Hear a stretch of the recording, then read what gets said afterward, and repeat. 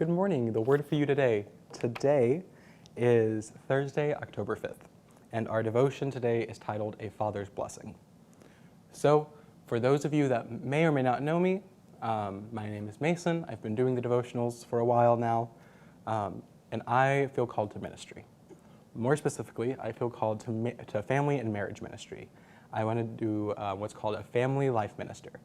What that means is that I want to help develop curriculum and programs, develop lessons and studies that help families of varying and diverse structures of different people and different cultural groups come together and thrive and be healthy. All that to say, I love the Bible's explicit interest in familial life. Now, it looks different than what I would want. I wish that it gave us more details on how the emotional relationships were between the different patriarchs and their sons, and what happened to Moses' great-great-great-great-great-great-grandkids, like all that. I would love to know all about that. But it doesn't tell us that. But the Bible does have some really interesting, is the word I'm going to use, really interesting stories about families that were full of love and promise, but also full of dysfunction and hurt and trauma. And so this is one of those stories. So we are going to be in the book of Genesis, chapter 27. And so this is the story of the blessing of Jacob. This is the story of Isaac blessing Jacob and Jacob stealing Esau's blessing.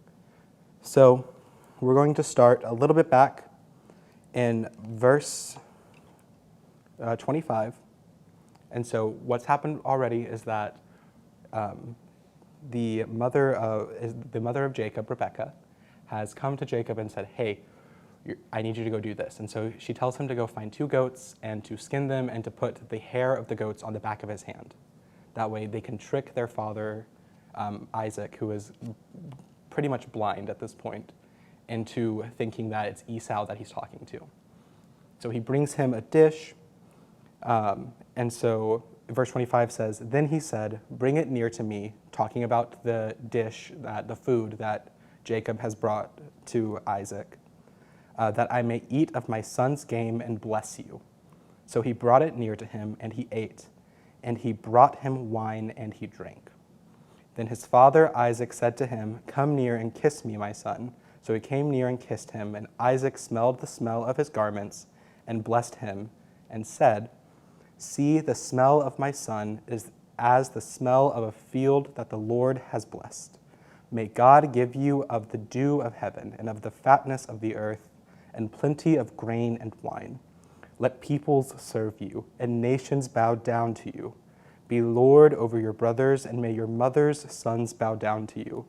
Cursed be everyone who curses you, and blessed be everyone who blesses you. And what this blessing, is a blessing for a wish of abundance. In some traditions of the Christian and Jewish faith, this is the passing of the covenant of the Holy One. We have Abraham making the covenant with the God of the Hebrews, and then him passing that to Isaac, and then Isaac passing it, supposed to be to Esau, and then Jacob steals that. That's some tradition, so that's some traditional interpretations. I don't know where I fall in that, and quite honestly, I don't think it really matters where I fall on that right now. What's important in this passage isn't so much what's being transferred, but it is the dynamics behind this. A father's blessing was the ultimate prize for somebody. Now here's what I mean by that. The ancient Hebrew culture was what's called a patrilocal society. What that means, we've all heard of terms like patriarchy. So this was an intense patriarchy. It meant that men were in charge and women were often seen as objects at this time. And so property and rights and power were through the son's line, were through the male lineage. Now, I don't think that's great, but that is the culture of the time. And more importantly, this was power passed to the oldest son. And so by birth, it would have been Esau who would have received this blessing.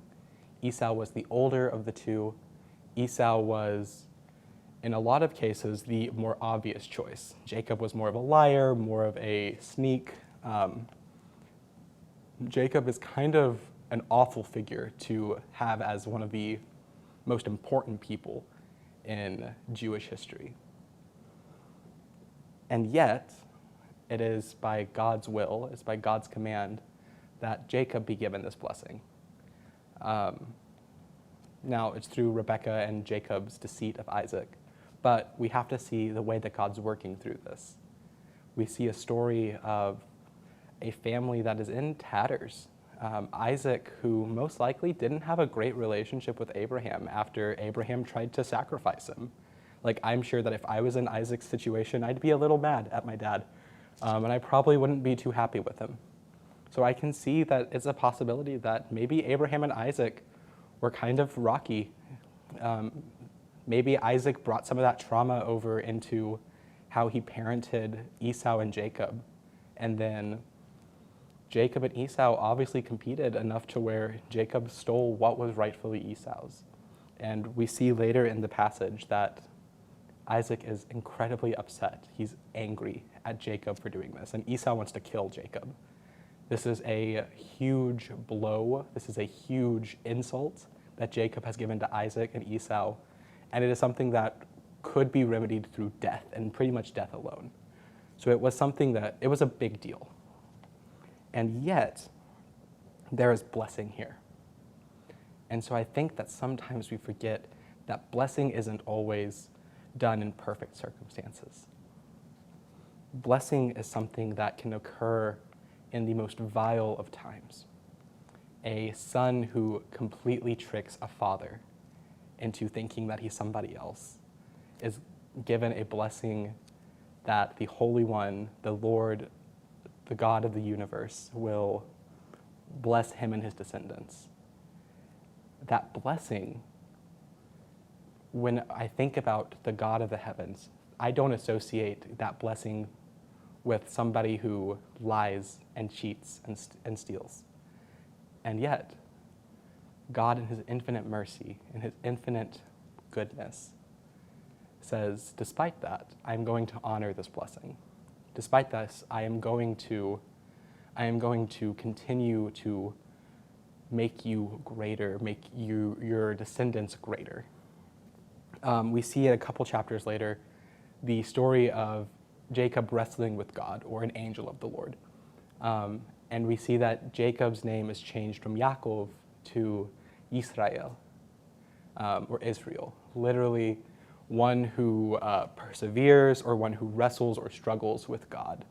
There's some leeway with how we translate this name, but so one whose perseverance, or one whose strength, for lack of a better term, is with God. And so we see that this figure, this man who the Israelites lay claim to, who the Israelites state that they descend from, this figure has a really rocky background. This figure has a very black and white background of some really good things and some really bad things. And yet, God honors the promise and the covenant that he made with him.